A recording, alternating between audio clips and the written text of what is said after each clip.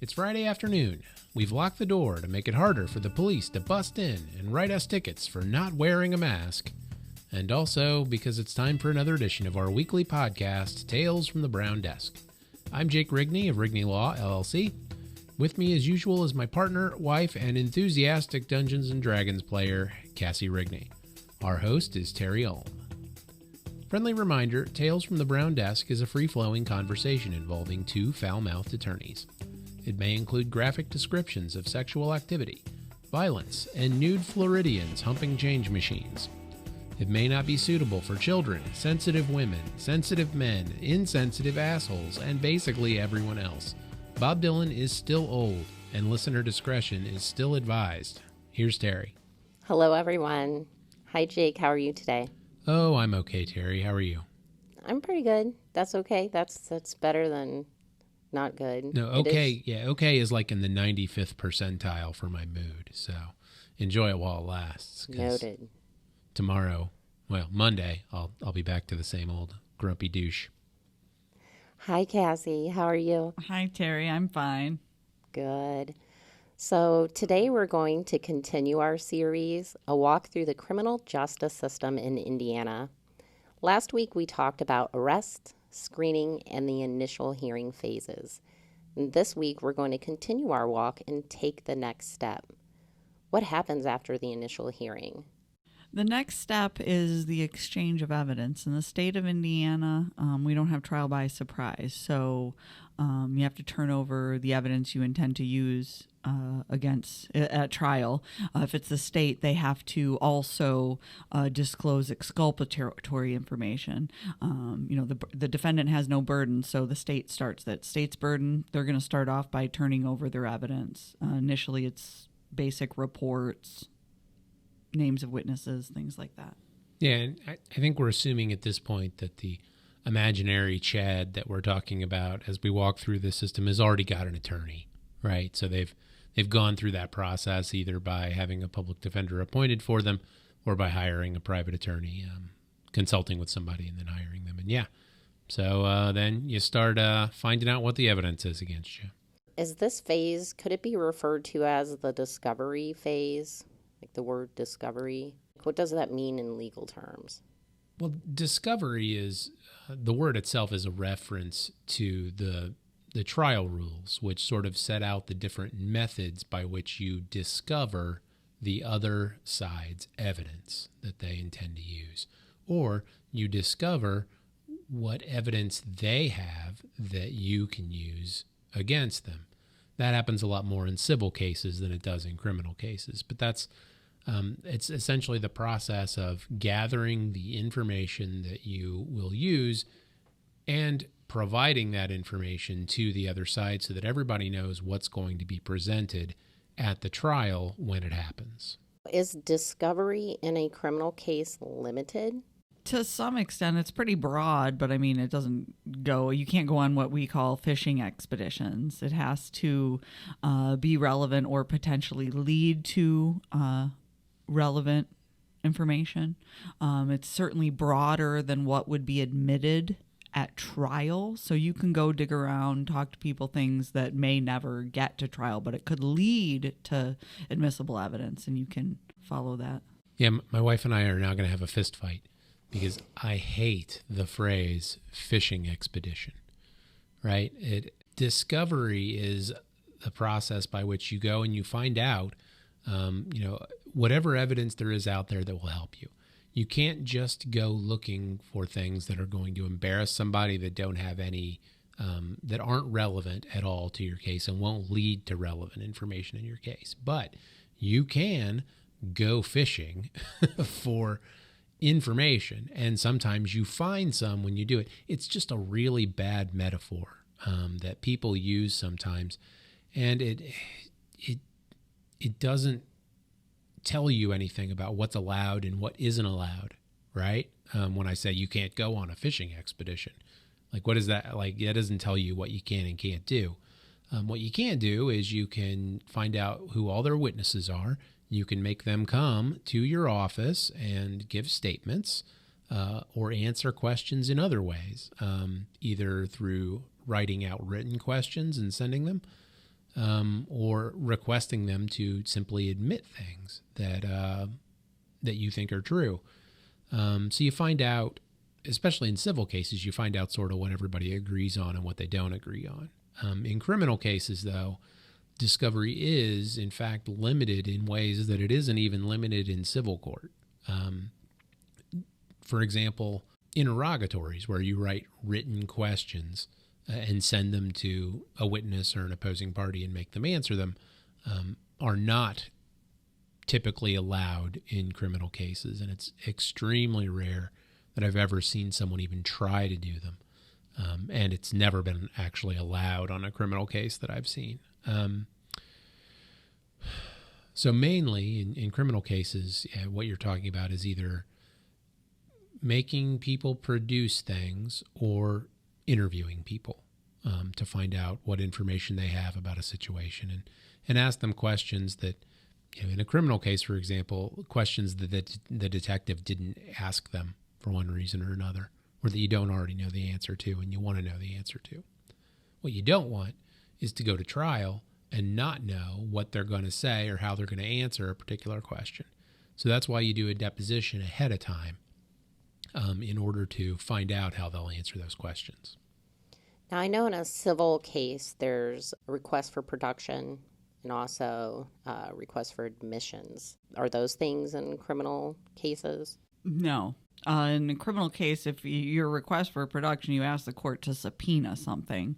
But then at request for admissions, you don't exchange information in a written form, because basically that they just send you a written questionnaire and you write an answer, and then that would be binding on you.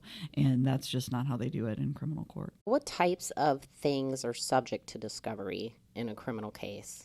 Like Kassi said, it is anything that would tend to prove or disprove a fact in issue at your case. For example, if you think there might be a video on a video camera that the city owns, you can send the city a letter or a subpoena and request that they produce the video, as long as you limit it, right? You can't say, well, I want all the footage for 7 years.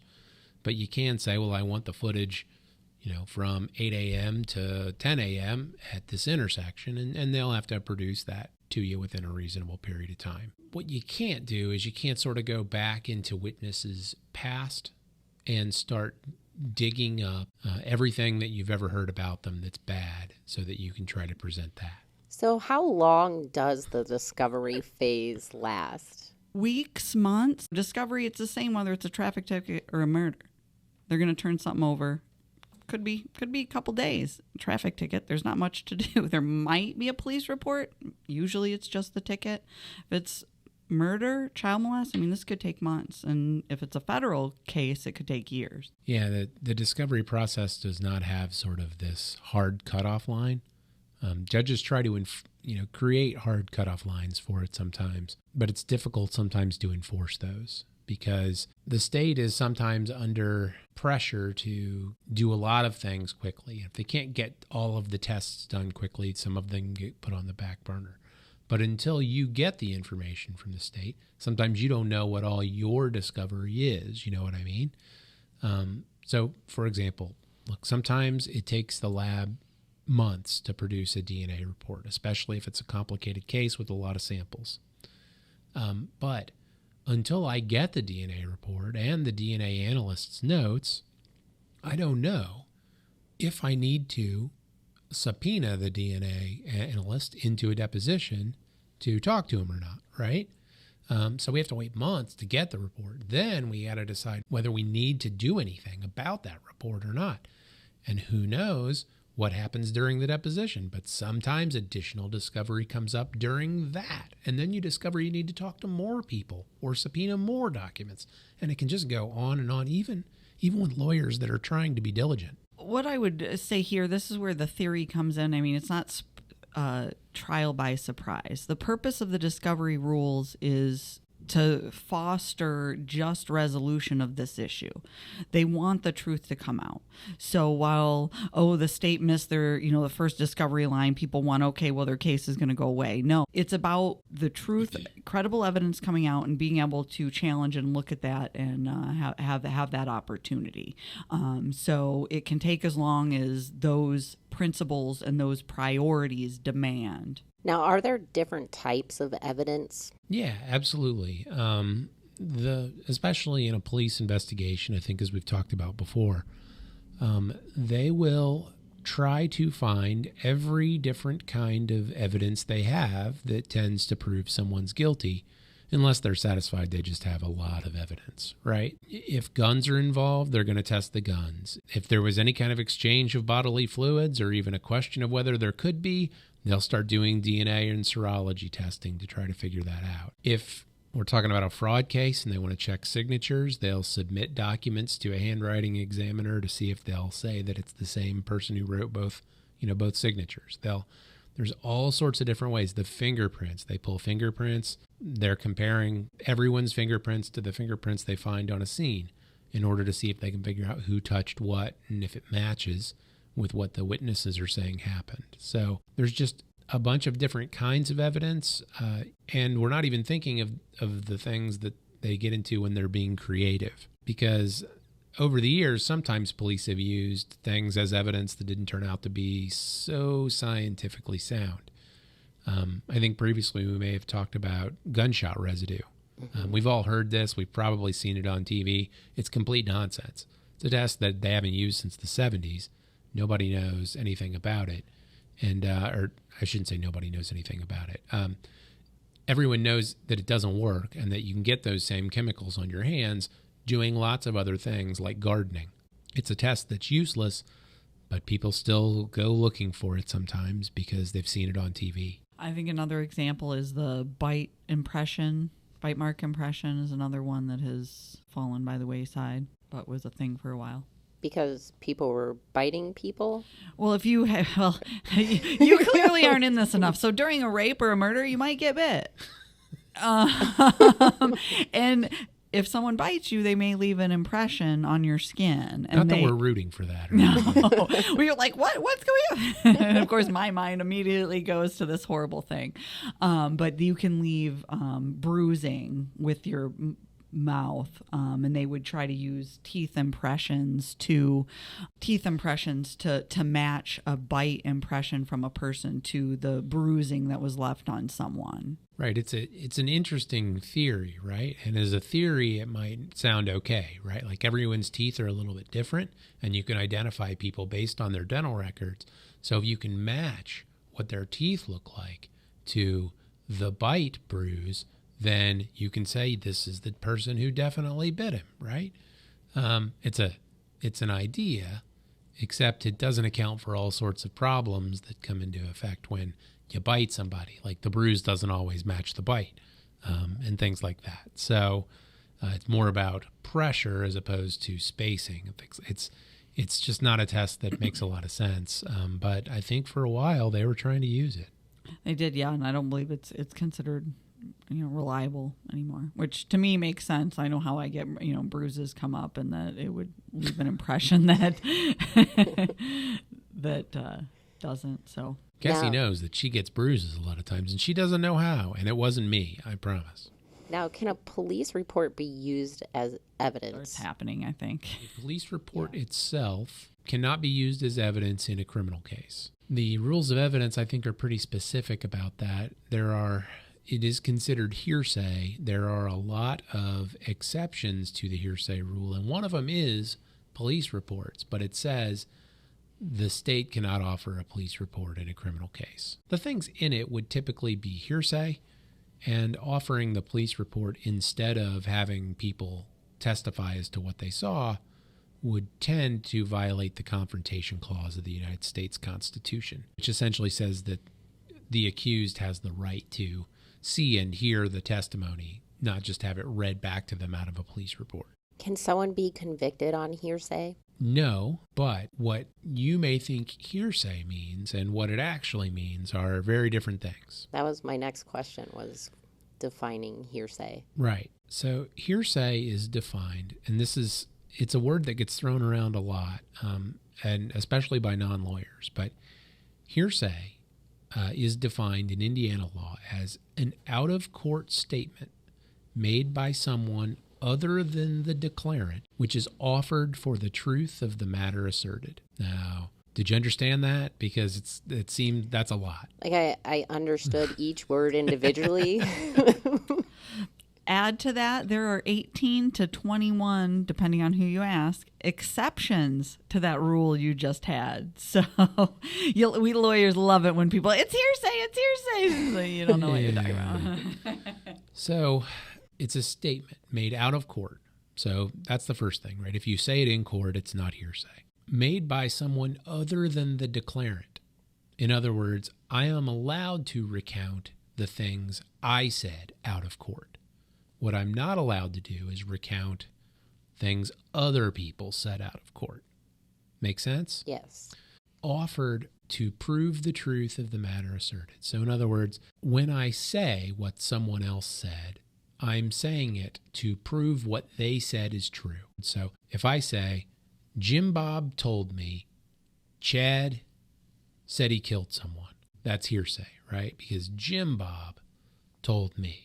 Right. If they want to hear Chad's confession to Jim Bob, they need to bring Jim Bob in to testify about it, not me. But that's weird, right? Because there's also hearsay between Chad and Jim Bob, right? Right. Except there's not, because that's one of the exceptions. Okay. It's complex. Right. The statement of a party to a lawsuit, whether it's criminal or not, so in other words, the defendant, is admissible, even though it's hearsay. Interesting. Right. So even though Chad admitted to Jim Bob that it's murder, technically meets the definition of hearsay, Jim Bob will still be allowed to come in and testify that Chad told him he murdered someone, even though that's hearsay. And a lot of people also sort of don't understand that if a person comes in and testifies about something that they saw and heard themselves previously, that's not hearsay. That's just someone testifying about what they saw. Like, I think people just like to say, well, that's hearsay, because it sounds fun, or it sounds like it's a legal term and they know what it means. But that's not, it usually doesn't mean what people think it means when they say it. Can evidence be added or submitted after the discovery phase? Like, what's the 11th hour that you can bring forth new discovery, since there's no surprise at trial? Well, honestly, if it was that important of a piece of evidence, it could mistry the case and start it back over. I mean, again, you go back to the whole goal of these rules is to promote just, truthful, a resolution of these matters. So I could foresee if some major piece of evidence, because that's what, you hear these people overturning convictions decades later with new, and that's because if the piece of evidence is so powerful, it justifies going back and undoing it to reach this goal of just and truthful resolution. It is so important to do that. Yeah, it is really rare that a piece of evidence gets excluded based on timing. Typically, if a party has a legitimate gripe because a thing was not discovered until the last minute, there needs to be a reason why. Typically, when a person is, when a party is showing up at the last minute with new evidence that they haven't discovered, there is a good reason. So typically they would have a good reason, right, for coming forward with something at the last second. And a lot of times what the defendant gets, if the state shows up with new evidence at the last second, they don't get a dismissal, and they don't usually get an exclusion of that evidence either. Usually what they get is a continuance, so that they have time to examine the evidence, prepare for it at the trial, and evaluate their position. It's really rare that the judge would say, well, no, you can't use that evidence now. But they would, especially if the party that didn't produce it to the last second held back for some reason or tried to gain an advantage. The reason to exclude evidence would be like for the same theory here would be the same as a motion to suppress. They would really only do that if they found there was ill will on the part of the party that withheld it, did something that was unethical. Otherwise, you would expect the continuance. Now, can someone be made to testify, whether it be the defendant or a witness to a crime? The defendant cannot be made to testify. The defendant has a right to remain silent. That's enshrined in the Constitution. The state cannot call the defendant as a witness, will not try to, at least not anywhere that I've ever seen, in a criminal case. Now, a traffic ticket is civil, on the other hand, and if they wanted to, they could in that. And probation violation hearings are civil as well, so technically they could do it in that type of case too. But in an actual criminal trial, they cannot call the defendant as a witness. They can make other people testify as long as they are not about to incriminate themselves. Okay? Can they make a spouse testify? Oh, that's a good point. I forgot about that. No, there is a privilege for a spouse testifying against her husband or his wife. They can't make you do that, but the privilege against testifying is held by the testifier, the witness, not the defendant. So the defendant can't say, "She's my wife, you can't make her testify against me." Only she can say it. She can say, "Well, I'm Chad's husband and I don't want to testify. You can't make me." Can children be made to testify? They would be the same as an adult. I mean, the questions with a child witness comes down to competency, but other once you meet that, then yeah, the court would have the same ability over a child witness.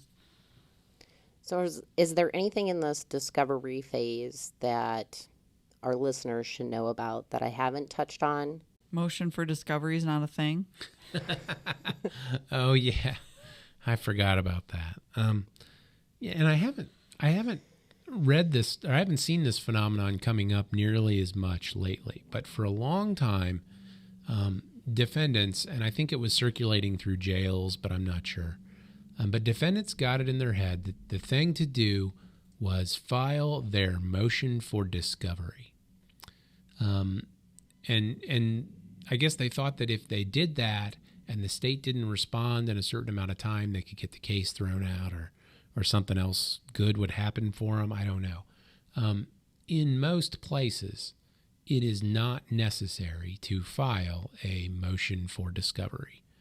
Although, and this may be why this sort of perpetuates itself, is that in some counties in Indiana, you do still have to file one.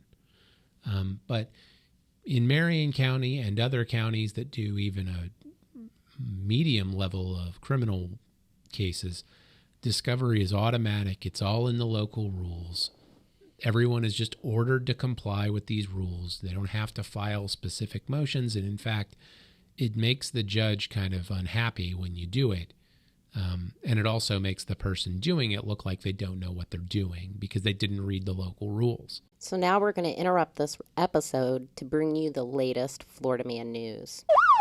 Metro UK reports that a drunk Florida couple got frisky in the back of a cop car after being arrested for cycling under the influence. Cycling? Come on, police officers. You don't have anything better to do than bust a drunk couple on were they on a tandem bike? I hope they were. It didn't specify what type of bike, if it was tandem or individual. But so the Florida couple was pulled over after a car almost hit them. And the pair was arrested after the deputy noticed the smell of alcohol in their bloodshot eyes. He put them in the back of his cruiser, only for them to begin stripping off their clothes to have sex. Now, the Miami Herald reported that the deputy stepped in to pull the couple apart, and that's when Florida Man escaped. So then he goes on the run. Naked, of course, naked. Yep. He began running off through a nearby parking lot. Later, he was apprehended. Yeah. Yeah. He's still got his heart on in my head. He's just running. He's running into the swamp with his heart on. That's just what I hear.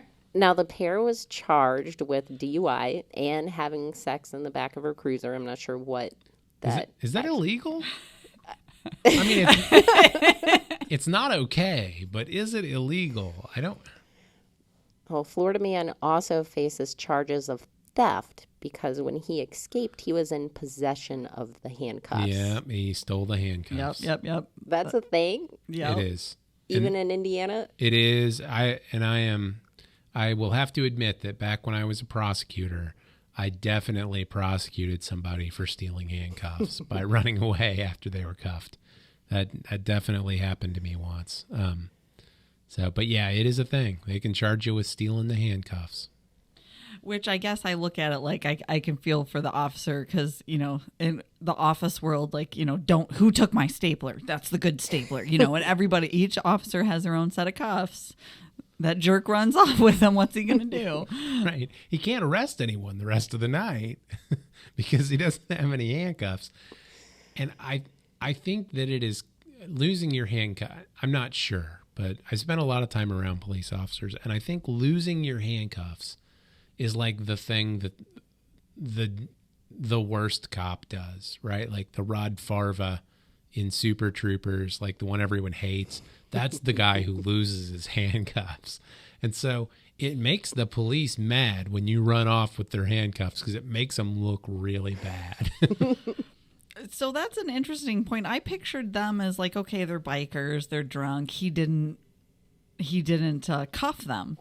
Hence them getting their clothes off. So this changes my picture, and kudos to them for getting undressed while you're cuffed. Yeah, that's not easy. Yeah, so there's another story where a Florida man and his 3 sons are being charged with conspiracy to defraud the United States, conspiracy to violate the Federal Food, Drug, and Cosmetic Act, and criminal contempt for marketing and selling COVID-19 cure. Oh. The substance marked as Miracle Mineral Solution was sold nationwide through an entity called Genesis 2 Church of Health and Healing. I heard about these guys. Oh, these guys are something. The Department of Justice described the Miracle Mineral Solution as bleach-like. Yeah. It's a chemical solution that contains sodium chloride and water, a solution that is most of the time used for industrial water treatment or bleaching textiles. I read about these guys. Oh, they get interesting. It was also discovered that Florida man and his sons marketed the solution to cure other diseases like Alzheimer's, autism, HIV, and AIDS. A Miami federal judge in April ordered the church to stop selling the substance, but it was ignored.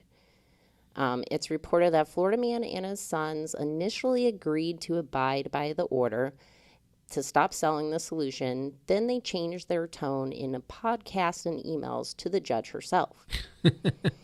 I found their podcast. This is why we don't. This is why we don't talk about our current pending cases in our podcast. I found their podcast and their comments about this case. Would you like to hear? Yes. Yes. Yes. Wow. Really? So this is why I wrote him back anyways. Okay? Order to dismiss case immediately. June 29th, 2020. Judge Williams, to all involved in this unlawful case. That always works. Your paperless order is a powerless order. No, it's not. And I wasn't trying to be cute there either. Yeah, you were. Due to the First Amendment in regard to free exercise of our religious beliefs, period. You don't know what those mean. We have told you numerous times that you have no jurisdiction over our church and its practices. You're wrong. That's why it's powerless. No, they definitely have jurisdiction. They're ordering us that they can't even order, you know? Incorrect. It's like placing an order at a drive-through and there's no drive-through. It's nothing like that. Or there's the drive-through but there's no one inside. It's also nothing like that. I mean, they've got no basis for this. You're incorrect. They do. According to the First Amendment. No, you're wrong. They can't even if they had a basis, they said they can't even do anything about it. Yes, they can. Because it's our free exercise of our religious beliefs, No, which they no. have no power over. I don't know what the else to tell people. Can't wait till he goes to prison. In fact, you don't order us to do anything unconstitutionally. Yeah, But we as a church, with the First Amendment as our authority, order you to cease and desist from this unlawful case against our church and the free exercise of its beliefs. that's not how any of this Dismiss works. this case before we as a church sue you, the U.S. attorneys, the FDA, FTC, and the United States of America for $10 million U.S. Ooh. for each offense because of the damages caused to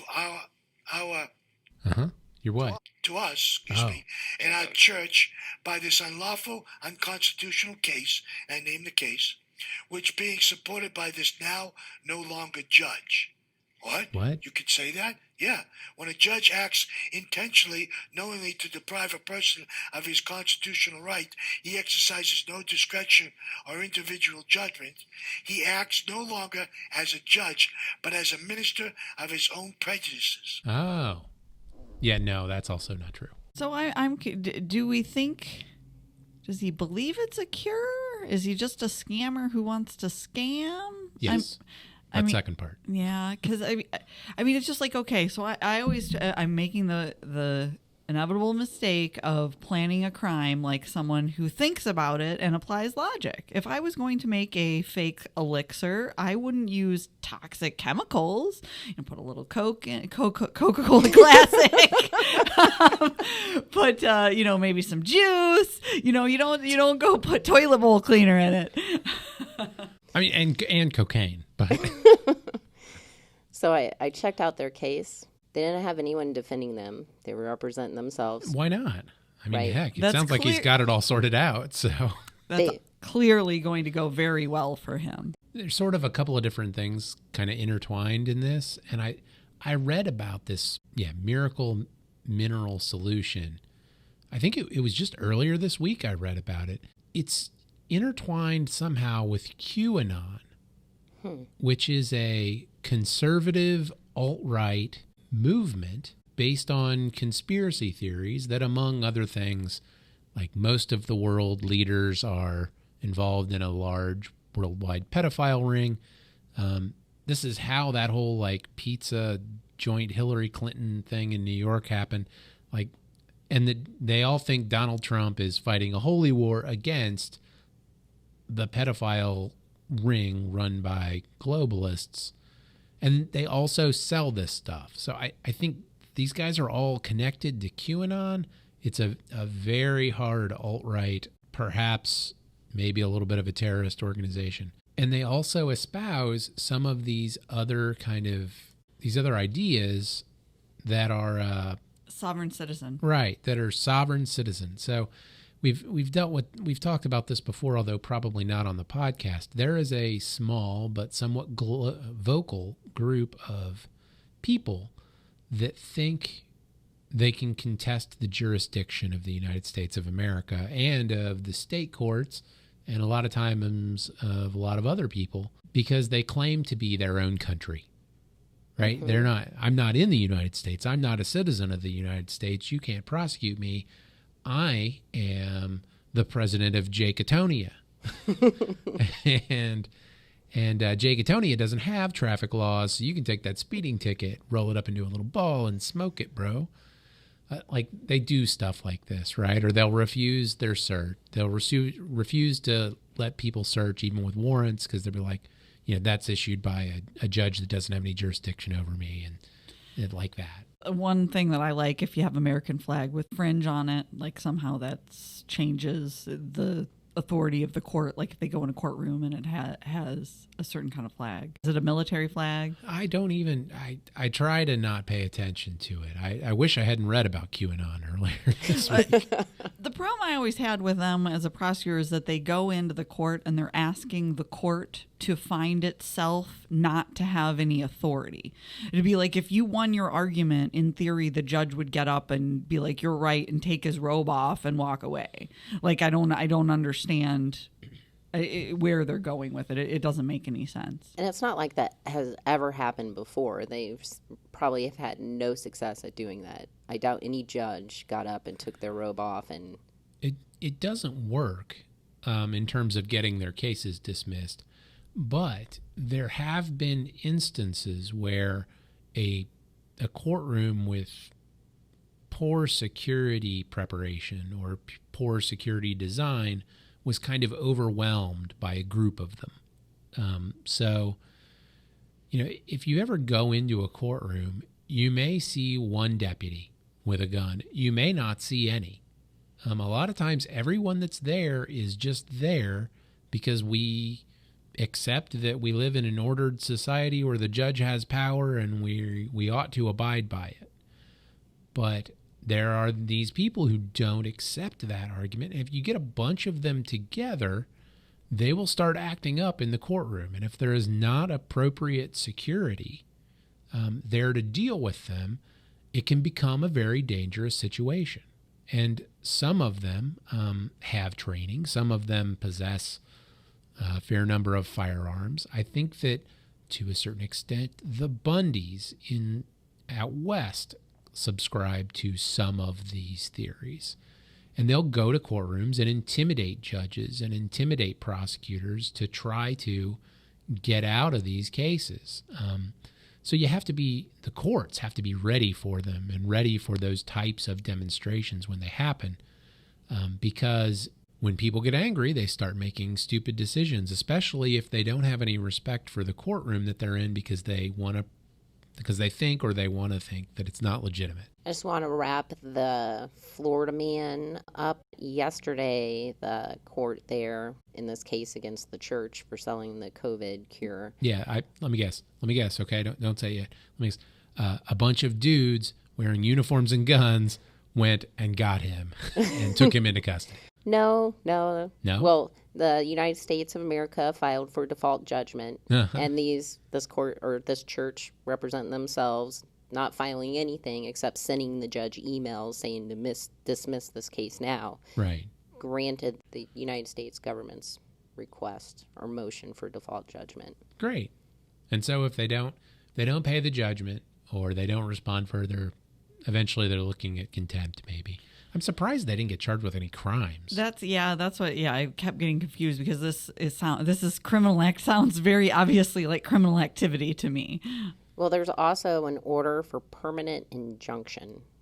Would that include crimes there or no? No, but the judge probably ordered him to stop selling the miracle mineral solution, and if he doesn't, then he'll be in contempt of court and he can be jailed for that. Well, I anticipate a jail segment on this in the future. Yeah, if there's one thing we've learned about Florida man, it's that he usually doesn't learn his lesson. Right. And that's all the time we have for today. All right, thanks, Terry. Let me see. Oh, yeah, I almost forgot. Thanks for listening to Tales from the Brown Desk. Please remember, while we may discuss legal issues and provide information regarding the law to our listeners, we do not intend to create an attorney-client relationship with any listener. Our advice may not be applicable to some legal issues. Please consult with an attorney you have hired to review your legal situation before you attempt to apply the things we have said to your case. Also, we take requests on this podcast. Okay, not requests, but we do take listener questions. Just email TERI@RigneyLawIndy.com and entitle your email podcast question. And we'll read it on our next podcast unless we start getting too many questions, and then we'll just read the good questions. But Buzzsprout right now says we have 34 listeners, including someone in France. So we're probably not going to get that many questions. And by the way, France, that doesn't seem right. I don't understand. But I'm happy about it. Welcome. I think bonjour is what you were looking for there. Yeah. Also, the attorneys at Rigney Law do not comment on their current pending cases. Nothing we've said today in this podcast is a comment on a case we are currently working on, even if your name is Chad or if you're a man from Florida. Take care, everyone.